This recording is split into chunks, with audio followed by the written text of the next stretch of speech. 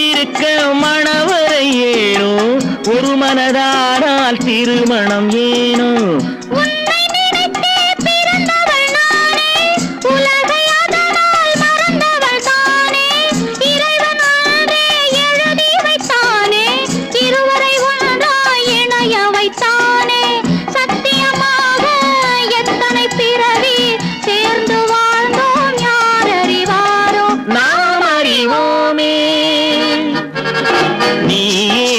எனக்கு மணவாட்டி என்னை மாலையிட்டு கைப்பிடிக்கும் சீமாட்டி